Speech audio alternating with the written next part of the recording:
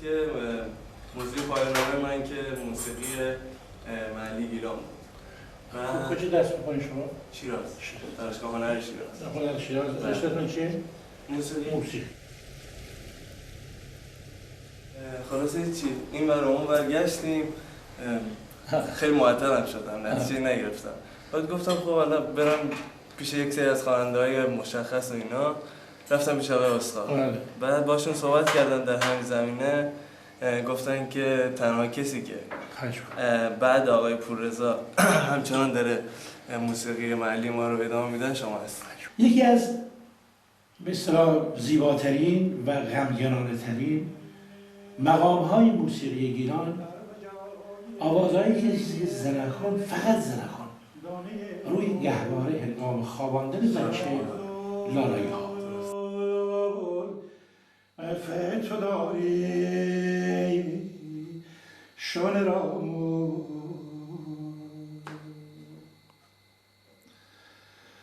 اخسیازول ففده شاه آنهی بکنم اکتانان جای نمانی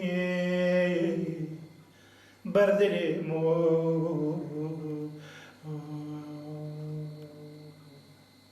لالایی غرب گیلان، دشت نشا، خشک بیجار، کوچه اصفهان که یه مقداری به طرف شرق گیلان نزدیک تکیسه. به هوا گرمایی بیا ری در بیجای پشتا و افتاب گریای دل بیقرار بشو همراهی بگویای باران به بارای میار جان طاقت گربین دارای امار امسال خوشی مرا میار دهودیم ما لباس مشکی لالایی لاهیجان لنگرود گو درخت آل بارو در بیا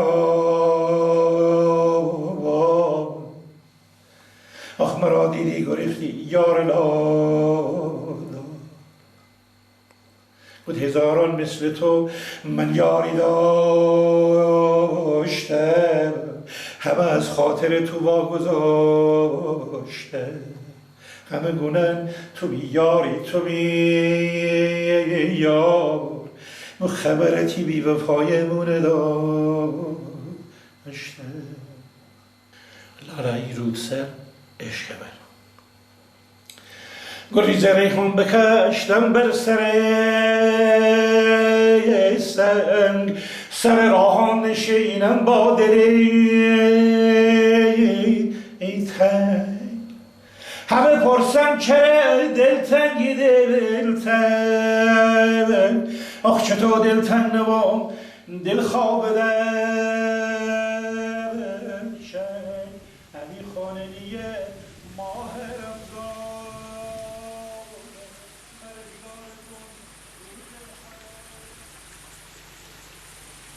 لالایی سیاه کرد دیلمان گویز دست بست دم زدن آنایی فراوان مایی بچنگ دادم جوانی